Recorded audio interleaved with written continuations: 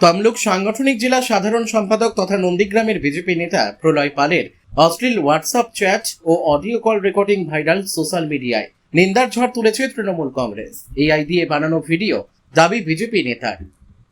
নন্দীগ্রামের সৎ, নিষ্ঠাবান, চরিত্রবান বিজেপির নেতা সম্মানীয় প্রলয় পাল, যিনি কিছুদিন আগে নন্দীগ্রামের মা বোনেরা যখন দীঘার জগন্নাথ ধামে গিয়েছিলেন, তাদেরকে বলেছিলেন যে তাদেরকে যৌন বিশেষজ্ঞর কাছে চিকিৎসা করাতে হবে।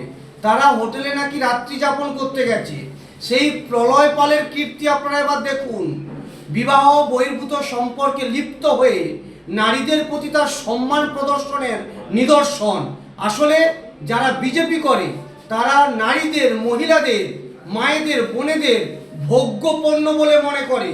ফলে এরা আপাতমস্তক নারী বিদ্বেষী, এরা ধর্ষক। সুতরাং বিজেপির মতো নারী বিরোধিতা এবং নারী বিদ্বেষী সম্পন্ন একটা রাজনৈতিক দলের নেতৃত্ব থেকে এই বাংলার মা বোনেদের কাছে আবেদন, আপনারা দূরত্ব বজায় রাখুন। তাহলে আপনার নারীত্ব, আপনার সতীত্ব সব কিছুই অক্ষুণ্ণ থাকবে। না হলে এই বিজেপি পুরো নারী সমাজটাকে কলুষিত এবং কলঙ্কিত করছে। ভারতীয় জনতা পার্টি মহিলাদের সম্মানের কথা বলে।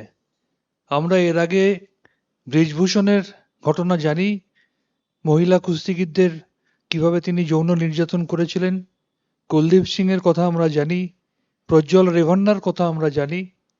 আর সম্প্রতি প্রলয় পাল, যিনি খুব সম্ভবত ভারতীয় জনতা পার্টির তমলুক সাংগঠনিক জেলার সহসভাপতি, যিনি ভারতবর্ষের স্বরাষ্ট্রমন্ত্রী এবং আমাদের রাজ্যের লিডার অফ অপোজিশন যথাক্রমে অমিত শাহজি এবং শুভেন্দু অধিকারীর অত্যন্ত ঘনিষ্ঠ, আজকে তার একটি অত্যন্ত ন্যাক্কারজনক সেক্স ভিডিও সোশ্যাল মাধ্যমে সামনে এসছে।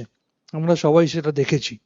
তো যারা এই ধরনের কাজে নিজেদেরা যুক্ত থাকে, যারা এই ধরনের নোংরা আচরণ করে মহিলাদের সাথে, যাদের এই ধরনের নোংরা মনোপ্রবৃত্তি মহিলাদের প্রতি, তারা যখন নারী সম্মানের কথা বলে তখন হাসি পায়।